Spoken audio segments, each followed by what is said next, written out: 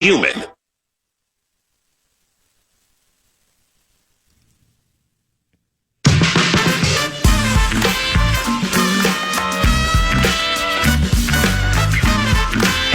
Shorty here. I said it earlier. What do you think of this? Given nobody of significance is shooting down the fact that Brian Flores, defensive coordinator, Vikings contract is up at the end of the season, I think it's fair to lay it out like this for me. And this is with absolutely no steam, no tapping on shoulders, no background. This is just playing the discernment card. Yeah. I don't know what Flores makes, and I don't care what Flores makes. I do not envision him becoming a head coach this next cycle coming at us. And I'm not even sure he wants to be a head coach, quite honestly. I just think that's a little overrated after the last cycle. I think this part's key. Brian and his wife have kids in Minnesota sports programs, and he and his wife love Minnesota. They love where they live. And they love these programs their kids are in. Now, would it be the first time somebody would take a bleep load of money and go somewhere else to coordinate and become an associate head coach and uproot kids and move them? No. But I'd be shocked if Brian is not here on some new swanky deal. It feels like it has some blank check terrorism to it. I can't see the family saying no, the family being the Wilfs. And I mean, this is regurgitated a little bit, but just for reminders, look what he has orchestrated or been part of this year. And I'm going to start with Fabian Moreau. All right. People are like 23. Who cares? Really? Well, you don't care until somebody's bad and they keep getting beat by double moves and you got nobody behind them. Fabian Moreau never, ever, ever is on the wrong side of catastrophic things. And that doesn't bear repeating, but I think it's significant given as much as he plays. Harrison Smith is a renaissance man. The offense all season has failed to consistently sustain drives. You were +6 on the Lions, who had 8 gives all year. I mean, that's pay raise bump worthy right there. Didn't give up a passing touchdown to Dak, Love, Caleb, Darnold, and almost put Goff on a fat 0. Eric Wilson has the most tackles for loss of all NFL linebackers. Cashman is identifiable in that you notice him all over the place, mixes in like 14 to 16 tackles a game. I think he set the franchise record on Christmas Day. Super reliable. We call that blank check terrorism because my discernment leads me to what I said earlier. My bets would be Brian Flores doesn't want to leave, and they won't let it become an issue. What do you think?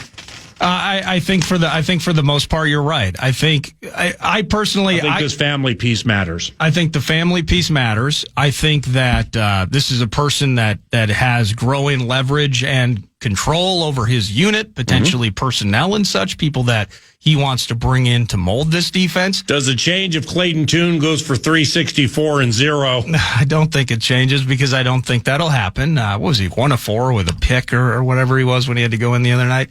The one thing for me is I've always looked at the Steelers, and this could be dumb, ever since he went there after things went south in Miami. Yeah. He went there as an assistant to Tomlin. My first instinct was that's a good take. That's a baton handoff. Now, that didn't happen. They re-upped Tomlin, and then, of course, Flores comes here as the DC. I heard you go with this on Fan Line, and I loved it. All the weirdness that exists around the legal situation between Flores and the league, forget all that drama just for a moment. I think that if he is going to sink his teeth into a second opportunity, it has to be the A+ of A class, almost a nookie blanky true understanding of what he's entering into with that organization. And so I think the only job that he would ultimately leave for to elevate into a head coaching job this offseason would be the Pittsburgh Steelers. Which I don't think is going to be open. And if people truly want Harrison Smith to return, yeah, you want Flores. I'm positive on Harrison Smith returning. I mean, at the end of the season last year, just go a la carte year by year. There were just some things that were taking place on the back end of the defense, granted against a red hot Lions offense with Ben, where I'm kind of like, yeah, okay, so he went there and we'll figure it out, stuff like that. This is not hyperbole. Harrison Smith is playing as well right now as almost at any point of his career that I can remember. And I think they're using him differently too over the last couple of months, where they're putting him at the line and he's not running 40 yards back pre-snap. He is coming, right, and he's finding his way to the QB. You've seen the mental side of his game, I think, really shine over the last so many weeks, big time. And yeah, I mean, if he's able to come back, there's part of this. Not just that I love 2-2, Operation 40-20 Club, but also what Harrison Smith, what that hole would look like without him, and what that means moving forward. Because Flores, from minute one since he got here, we want to take some snaps off the old timer. We want to keep some tread on those tires for 22, but he can't. You're right. He can't. And all respect to Metellus and Theo Jackson's trying to make his way.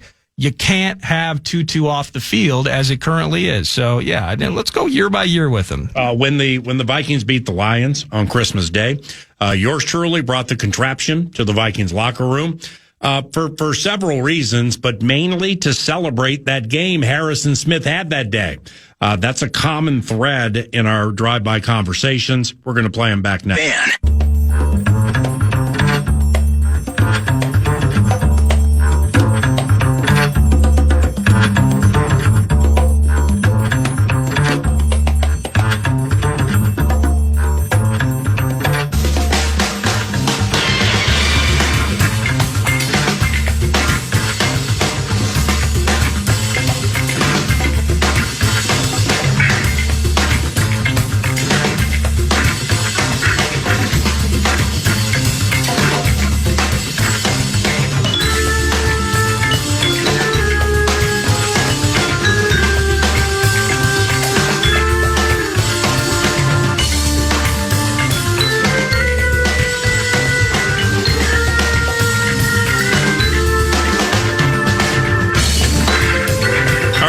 Welcome back to 9 to noon.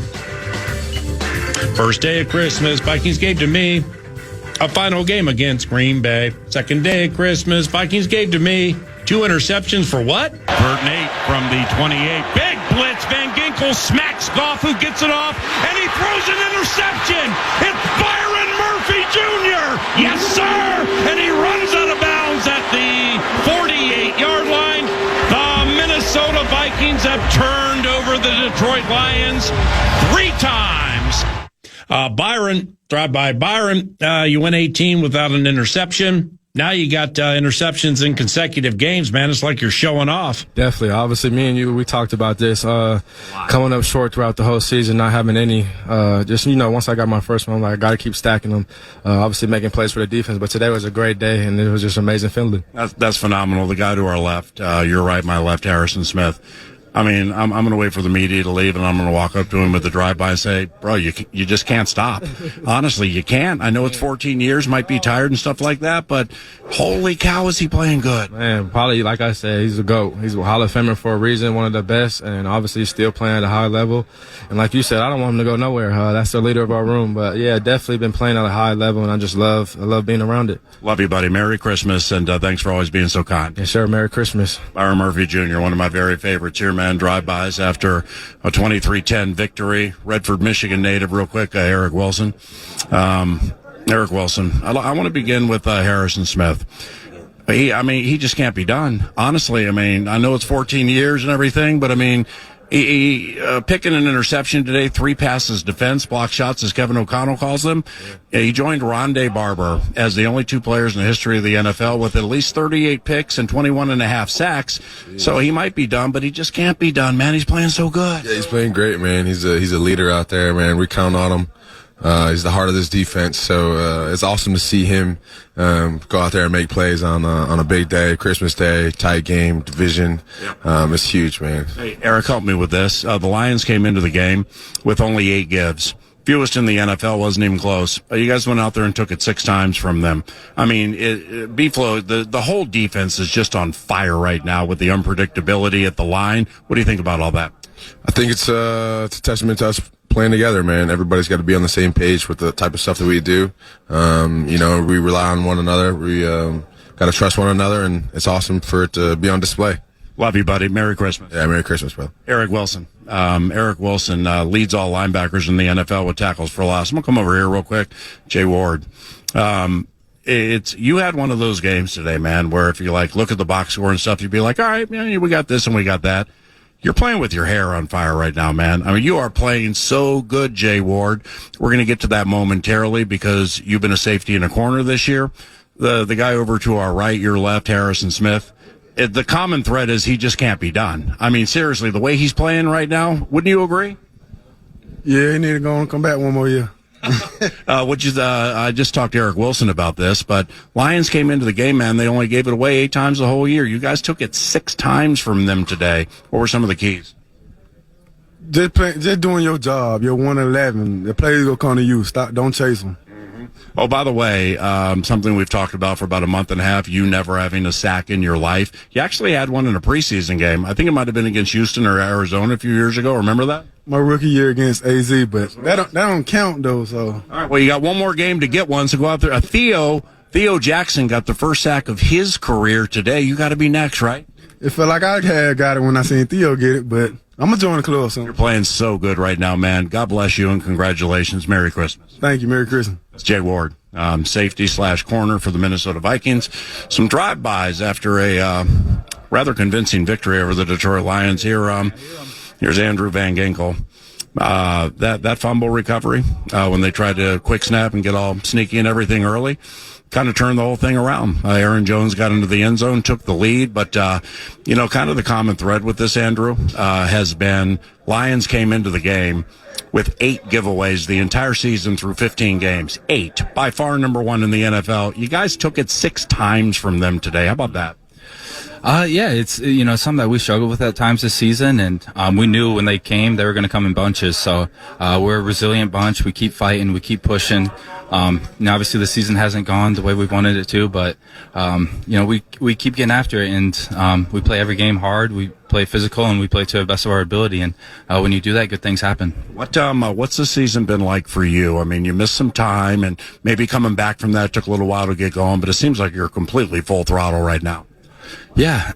Obviously, it was tough being out those games. You sit there and you watch, and, it's hard, because you want to be out there helping the team win. You want to be, doing everything you can to, help the guys in this locker room. That's what it's all about. And when you can't be out there, it can cause some, stress on you. But, I'm happy with, yeah, you're right. It kind of took my footing to get going again, but I feel like myself again. I feel confident, comfortable, and just trying to make plays. All right. Lastly, the guy to your right, my left, Harrison Smith, 14th year from Notre Dame. Today was his 202nd start, 3rd most in the history of Vikings football. I think it was his 206th game overall. After the game, he told Ben Lieber, in all of the games he's played here, all 206. Today was one of the, if not the best defensive performances he's ever been a part of.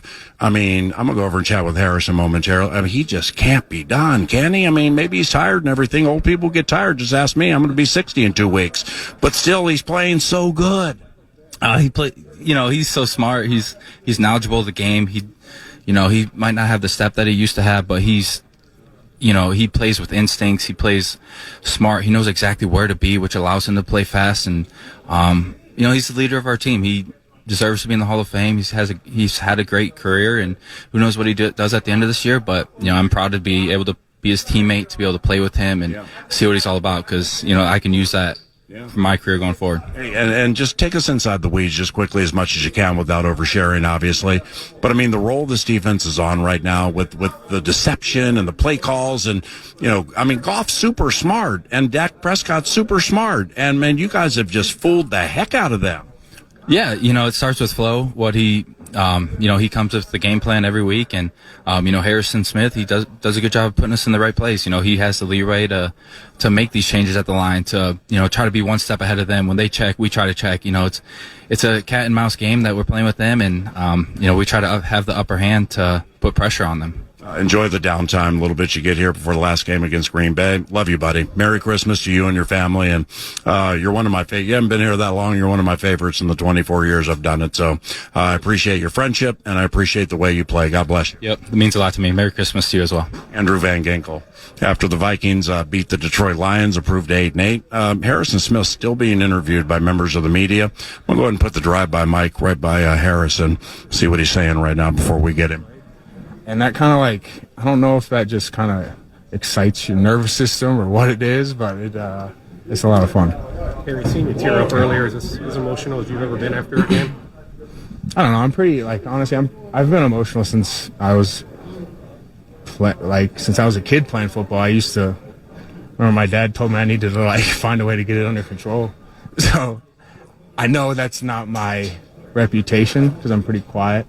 But the game of football is it's emotional. So it just happens sometimes. Do you feel like that? Just getting later in your career that comes to be a bigger part of it, just understanding the context of I only have so many of these days left, whether it's this year, next year, whatever.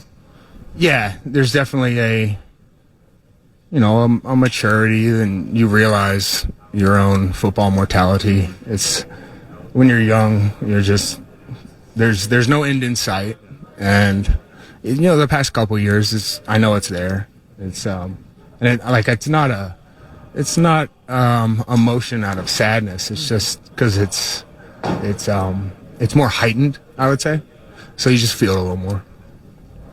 Yeah. I'm just going to sneak in a quick drive-by here. I'm never going to forget today, and you had a lot to do with that. And, you and I have been around for a long time, man. And after the game, you told Ben Lieber, today was your 202nd start, third most in the history of the Vikings, passing HOF Carl Eller. I think you played 206 or 207. You told Ben this is one of the greatest defensive performances you've ever been part of. That is such a big statement to make, and you're absolutely right. But, what was going through your mind when you said that? What led to, one of the best over the last 14 years? I think it's probably the reality, to start with. But just, the amount of plays getting made by everybody, the way that we decided to play, I think is what I was speaking to the most. And I've been on a lot of defenses that did have that style, and I will never forget those ones either. And those, for some phenomenal defenses.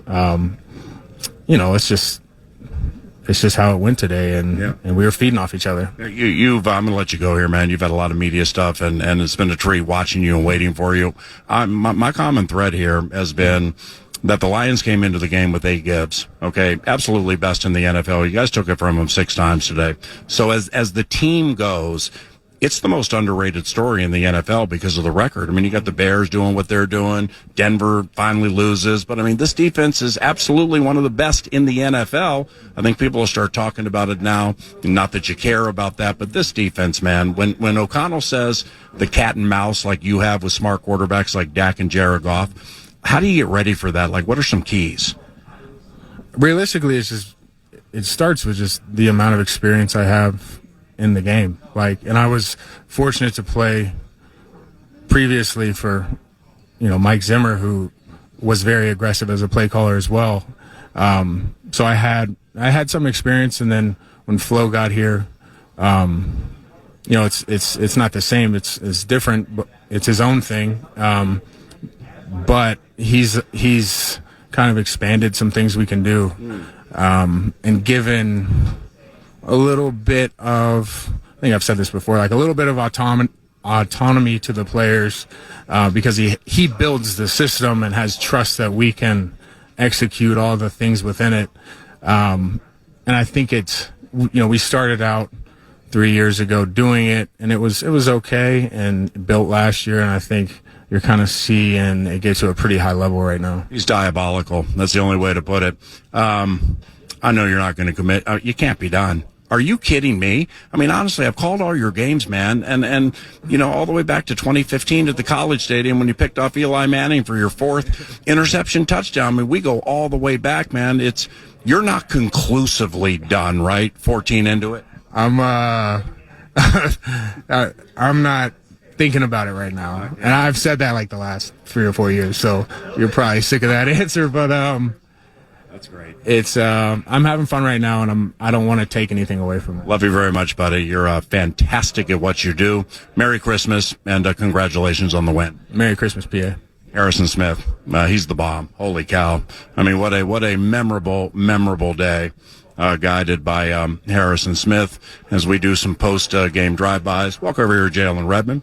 Jalen Redmond all over the field again. The Lions came into the game, man, with 8 giveaways the whole year. All right, now I understand it's the giving season, but I don't think they thought to come in here and give it away 6 times. You took it from them 6 times, and they only had 8 into the game. What do you think some of the keys were? Yeah, man, that's I have to get out to the defense and the back end, getting that pressure up on them real quick, and just trying to get the ball out quick. And the guys in the back end did what they were supposed to do.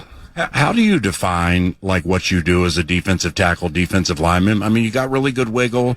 You're defined as a defensive tackle, but like with Grenard or Van Ginkel were down at one point, you were standing up on the edge and stuff like that for a little bit. But like, what are some keys to playing as well as you've played this year, Jalen?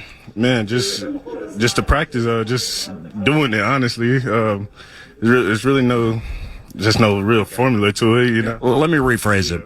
I mean, you're a year and change removed from being an Arlington or Dallas Renegade. Okay, and I know we had a blood clot issue earlier in your life, and clearly you've worked your way through that. So, like what do you think people missed, when you came out of Oklahoma? Because clearly with all these tackles for loss and these sacks and everything, you belonged as a starter in the NFL. Yeah, man. I say this all the time. I wouldn't change everything that happened in my past for anything. Yeah, it happened when it was supposed to happen. I probably wouldn't, I probably couldn't handle what I'm doing right now at that age coming out. So I say that all the time, man. It happened when it was supposed to. It was a hard road, but we got through it. Congratulations. Have a very Merry Christmas. Okay, yes, sir. Merry Christmas to you too. Thank you. God bless you, man. Jalen Redmond, part of the Vikings defensive line. That had a really, really good time today against a makeshift Lions offensive line. But you know what? The Minnesota Vikings had a makeshift moving company, too. They came into it with Justin School making his 8th start at left tackle, Michael Juergens making his 2nd start at center, replacing Ryan Kelly, and Brian O'Neill tried to give it a go, but was a late scratch. So, therefore, Blake Brandel had to step in and start at right tackle, and they all played part of it. As Max Brosmer walks to his press conference, we're going to drive by walk with him. Thank you. Congratulations on the victory. Thank you so much, PA. You like that watch? Yeah, that's pretty sweet, dude. What kind of watch is that? That's a Breitling from Continental Diamond, and since we just gave him that nice little pop, maybe we can save some money on it. You got a press conference to do. I want to congratulate you on the victory. You got that victory like you did last week, filling in for McCarthy. And you got 1 to go against the Green Bay Packers. Man, it just Harrison Smith and just the defense today and everything. The running game, Addison on the jet. What a fun Christmas, right? Oh, my Lord. Best Christmas I think that I've had before. You're awesome. When good things happen to you, I'm super happy. God bless you. Merry Christmas. Congratulations. Thanks, PA. Max Brosmer. Thank you, Spearfish Sammy, for the old drive-by out of nowhere. And the Minnesota Vikings have beaten the Detroit Lions to improve to 8-8. Ooh, I sense one more drive-by before we leave. Let's traipse to the other side of the locker room. Can't leave Christmas without a brief Aaron Jones conversation. I mean, you're tough, man. You're tough. Merry Christmas. God bless you. You're a veteran. You played against Harrison Smith. I just got done chatting with him, man. I'm like, you can't be done. Are you kidding me? I've called all of his games. He's playing as well right now as he's ever played. Yeah, and after the game, he came in here and he was like, I don't know if I've ever had as much fun. He was like addressing the team, and then I shouted out, "Oh, so that means you got to come back next year if you're having this much fun." So just an honor to be able to play with him now after playing against him, and I've got to have conversations with him and tell him how he's made me a better player and kind of gave me that confidence that I've arrived playing against him as well. So that he's done a lot for my confidence, and then just being able to pick his brain as a veteran. Hey, what does the safety see on this? Are they looking at the backsides? If you have a back end man, what are you thinking? And I know all DBs play different because they rely on their technique or their skill, what makes them them.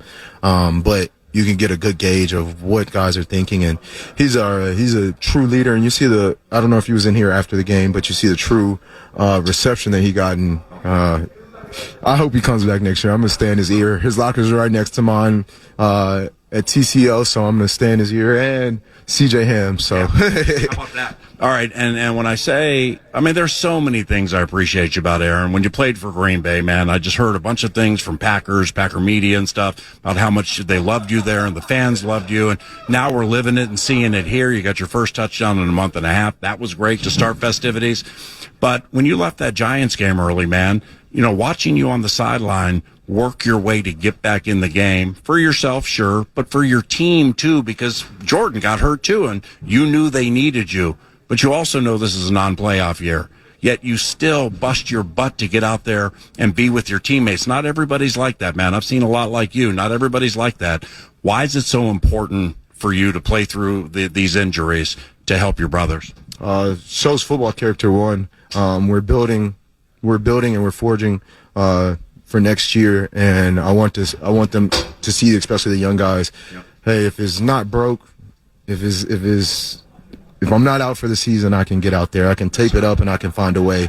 And like you said, I know my teammates are dependent on me and relying on me, and I feel like truly I can't let them down. So that sits on my heart. And then also, if I'm sitting on the sideline and wondering if I can play and don't, it's going to bother me more. And just even when I am, like against Detroit, the first time we played them, and I got hurt and couldn't come back in the game, and it hurt me more to be on the sideline watching than to be out there with those guys. Lastly, I want to give some love to one of your running back room brothers.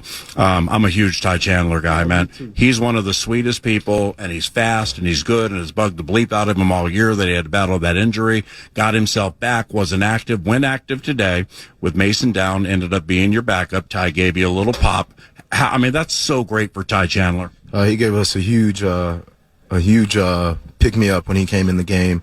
I told him, today's Thursday, so I probably told him Tuesday, walking out of the facility, hey, I'm proud of you. I know at the beginning of the year, or even before that, during OTAs, when you're back at home in the offseason on your own and you're training, you're putting in that work, you never envisioned your season going like this, and you didn't complain about it one time. You kept your head down. You showed up to work every day. You were still a joy to be around, a light, giving your feedback on what you see and helping everybody.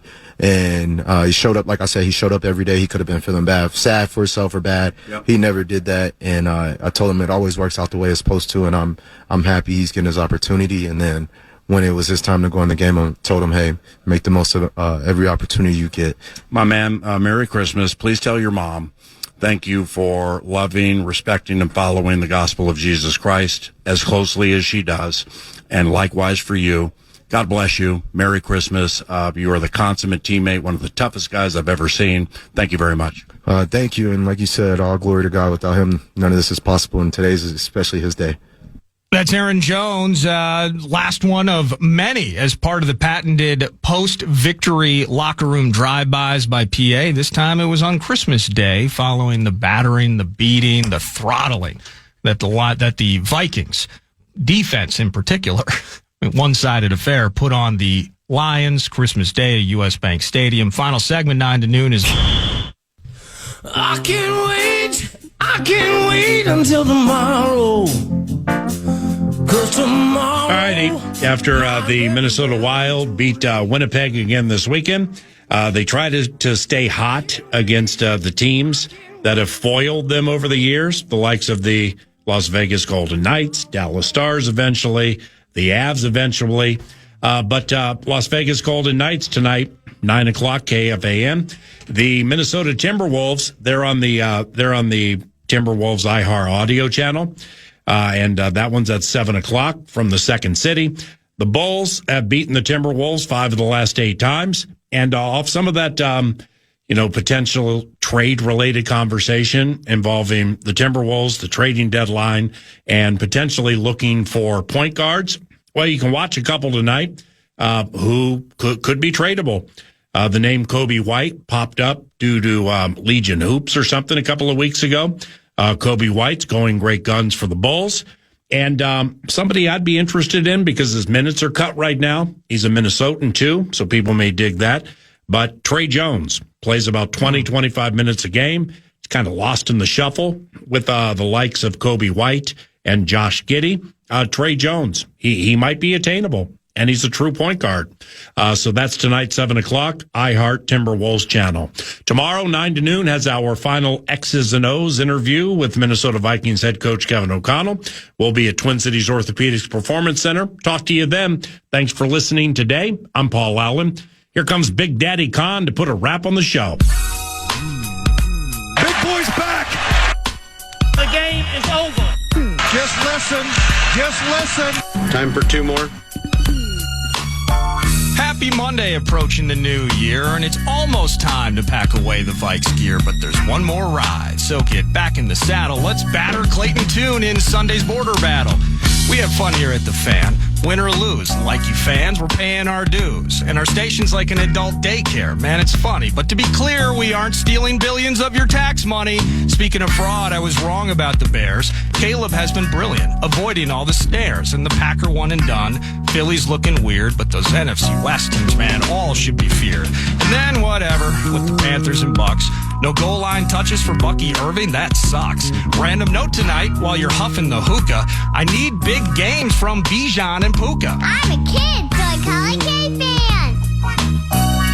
Podcast today's Paul Allen Show, or listen back to previous show and interviews by going to the iHeartRadio app or KFAN.com.